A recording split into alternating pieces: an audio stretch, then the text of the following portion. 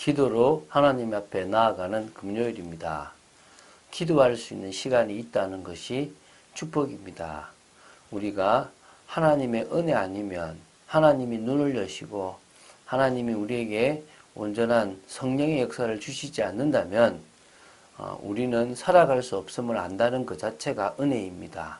오늘도 기도로 나아가고 무엇보다도 말씀 듣는 이 시간이 기도 시간이 되는 여러분 되시기를 주 예수 그리스도 이름으로 축원드립니다. 자, 사도행전 15장을 이제 들어가게 되었습니다. 사도행전 15장은 바울의 순회 총 3차 중에서 1차와 2차 사이에 있었던 어찌 보면 뭐 전도가 아니네라고 볼 수 있는 내용이지만 사실은 중요한 의미를 가지고 있는 그런 장입니다. 뭐냐면 예수님을 믿어서 구원을 받는다라는 중요한 핵심을 자꾸 바리새파 중에서 주께로 돌아왔던 사람들은 그래도 할례를 지켜야 되고 할례를 받아야 되고 율법을 지켜야 된다는, 그래서 이방인의 삶에서 이 유대교의 삶으로 돌아와야 된다. 그래도 최소한 예수님을 믿어야 되지만 믿는 건 당연하지만 율법도 지켜야 되고 할례도 받아야 된다는, 다시 어떤 그 틀에 묶으려고 하는 그런 잘못된 생각들이 있었습니다. 그들의 그 생각을 좀 정리하는, 그래서 이방인들에게 믿음 외에 또 몇 가지 있지만 그거 외에는 특별하게 강조하지 않는, 오직 믿음만을 강조하는 그런 중요한 시간표입니다.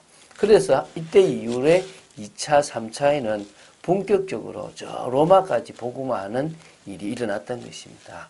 그 일을 두고 정말 이 갈등 속에서 딱 복음의 진수만을 딱 이렇게 뽑아내고, 그래서 이것 외에는 강조하면 안 된다. 이것밖에 구원에 필요한 건 없다라는 결론을 내리는 것이 앞으로 이단들이 일어나고 여러 문제들이 생길 때에 딱 이렇게 지침이 될 수 있는 부분이라고 보시면 됩니다. 하나하나 그 부분을 봐나가는 귀한 시간 되기 바랍니다. 특히 오늘은 1절부터 5절입니다. 15장 전체 중에서 1절부터 5절까지인데요. 이 내용은 어떤 내용이냐 그러면 이제 이 회의가 예루살렘에서 공의회가 일어나게 된 배경입니다. 안디옥에서 갈등들이 있게 됐거든요. 그것을 한번 보도록 하겠습니다. 자, 1절을 제가 읽겠습니다. 어떤 사람들이 유대로부터 내려와서 형제들을 가르치되 너희가 모세 법대로 할례를 받지 아니하면 능히 구원을 받지 못하리라 하니. 자, 이 어떤 사람들인데 어떤 사람들이냐면 유대로부터 내려와서 형제들을 가르친 어떤 사람들입니다. 이들은 바로 유대인들입니다. 특히 이들은 그 5절에 보면 이런 바리새파였다가 예수님을 믿어서 개종한 사람들이라고 보아야 될 것입니다. 당연히 율법이라는 것에 누구보다도 투철하게 지켜왔던, 바울도 바리새인 중에 바리새인인데 그 율법을 버린 것이 얼마나 은혜입니까? 그런데 좀 어설픈 이 바리새파들이 절대 이 복음 외에는 율법 필요 없다가 돼야 되는데 율법도 필요해라는 생각이 되어진 겁니다. 그래서 이 바로 예루살렘에서부터 내려와가지고 이제 유대로부터 내려와서 이 안디옥에 있는 교회 성도들에게 뭐랬냐면 너희가 이방인이지만 최소한 모세의 법대로 할례를 받아야 된다. 그래야만 뭐 구원을 받게 된다. 이제 내가 율법을 지키겠다고 해야 된다. 예수 믿어도 우리가 죄 짓고 살면 안 될 거 아니겠냐. 죄 짓지 않겠다는 결단이 필요한 거 아니냐라고 얘기합니다. 지금도 마찬가지입니다. 여러분, 우리가 예수 믿어서 구원받는 것을 부정하면 기독교는 아닙니다. 그런데 그 다음에 구원받고 나서 죄에 가면 안 된다라고 하면서 다시 율법을 지키는 틀에 매이는 경우가 생기고요. 해방됐다라고 하는 그 자유 속에서 은근히 방종으로 흘러가는 사람들도 있습니다. 물론 우리는 죄를 지으면 안 됩니다. 그러나 그 죄를 짓지 않기 위해서 내가 육신적으로 노력한다면 다시 율법으로 들어가는 할례 받는 것 똑같습니다. 로마서 1장 17절에 믿음으로 믿음이 이른다 그랬습니다. 시작도 믿음이고 끝도 믿음입니다. 우리가 구원을 받는 것은 믿음이고 또 그 구원을 유지하기 위해서 의에 거하는 것 역시도 내 힘이 아니라 믿음밖에 없습니다. 그런데 그거 아닌 뭐요? 할례를 받아야 된다고 얘기하는 겁니다. 잘못된 거죠. 율법주의입니다. 이게 교회 안에 많을 수 있습니다. 우리는 예수 믿고 죄 짓는 인생이 되면 안 됩니다. 그러나 그것을 내 힘으로 할례 받듯이 율법을 지키고 막 노력한다면 다시 이 은혜가 아니라 법 아래로 들어가는 겁니다. 얼마나 안타까운 것입니까? 여러분 진짜 이런 부분들이 벗어나셔야 됩니다. 우리가 정확한 복음의 비밀을 아는 것보다 더 중요한 것이 없는 거죠. 바울 및 바나바와 그들 사이에 적지 아니한 다툼과 변론이 일어난지라 형제들이 이 문제에 대하여 바울과 바나바와 및 그 중에 몇 사람을 예루살렘에 있는 사도와 장로들에게 보내기로 작정하니라. 자, 바울과 바나바는 하나죠. 믿음이다. 그리스도를 믿는 믿음 하나면 구원받는데 충분하다. 하나님이 그 은혜를 주셨다라고 이야기를 합니다. 그런데 그들은 구약과 여러 가지 논리를 펴서 아니다라는 얘기를 하는 겁니다. 이게요, 너무나 많은 적지 아니한 다툼이란 말은 많은 다툼과 많은 변론이 일어났다는 것입니다. 그러니까 형제들이 이것도 맞는 것 같고 저것도 맞는 것 같고 바울 말이 맞는 것처럼 보이지만 저 말도 틀리진 않았기 때문에 막 갈등하게 된 겁니다. 교회 안에 큰 이게 문제가 일어나게 된 거죠. 그래서 결국은 예루살렘에 있는 사도와 장로들에게 이 바울과 바나바 및 이 그중 몇 사람을 보내기로 이 작정을 한 겁니다. 그래서 올라가는 거죠. 그들이 교회의 전송을 받고 베니게와 사마리아로 다니며 이방인들이 주께 돌아온 일을 말하여 형제들을 다 크게 기쁘게 하더라. 바로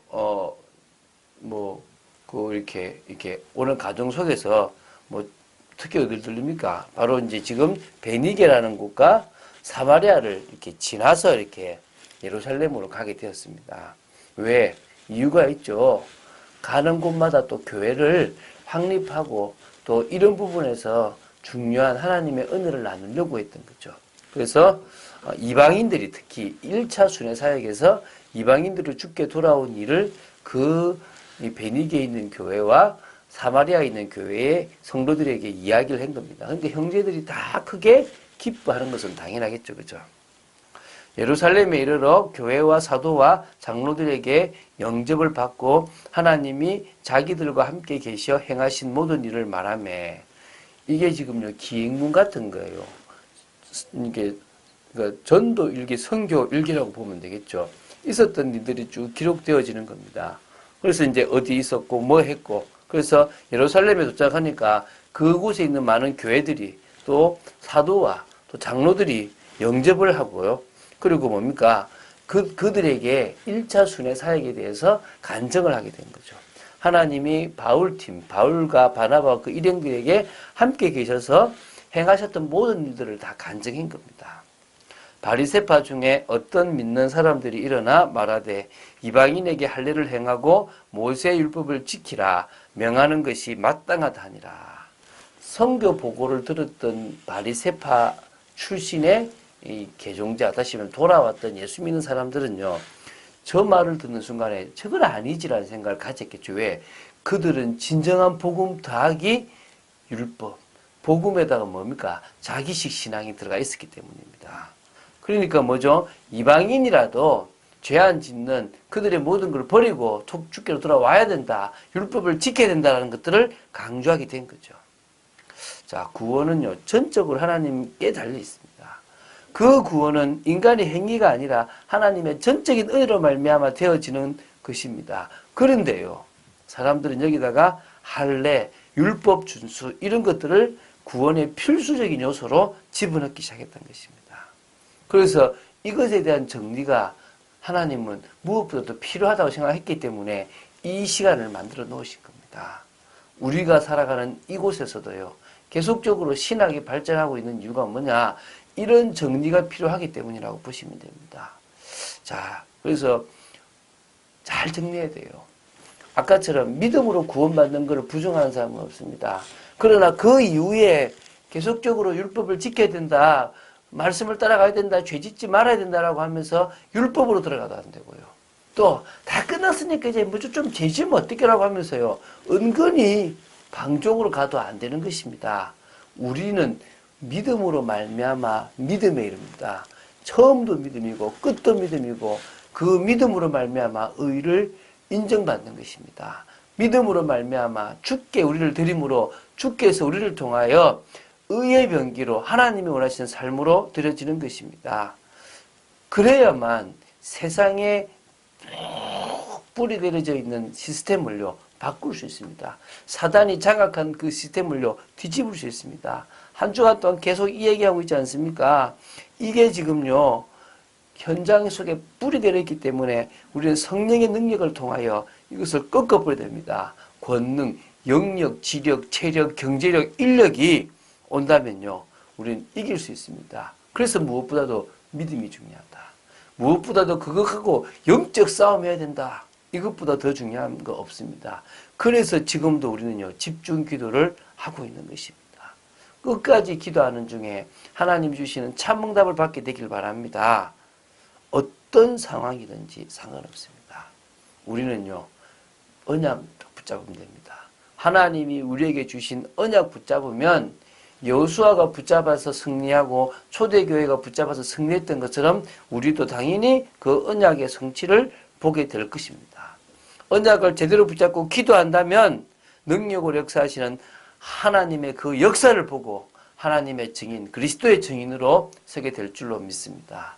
오늘 무엇보다도 기도하는 중에 참응답받는 여러분 되시기를 주 예수 그리스도 이름으로 축원드립니다. 주는 그리스도시요 살아계신 하나님의 아들이심을 고백합니다. 초대교회가 중요한 결정을 통하여 구원 외에 다른 것을 우리에게 요구하지 않고 오직 믿음 아니면 안 된다는 것을 확고히 해놨습니다. 하나님 우리도 구원받는데 다른 것이 필요 없음을 고백하고 오직 믿음이고 그 믿음을 통하여 이제는 주님께서 우리를 의의 사람으로 바꿔 나가심을 보는 저희들 되기를 간절히 소원합니다. 또 그리스도만을 증거하는 인생 되기를 간절히 소원합니다. 역사하여 주시옵소서. 주 예수 그리스도 이름으로 기도드립니다. 아멘.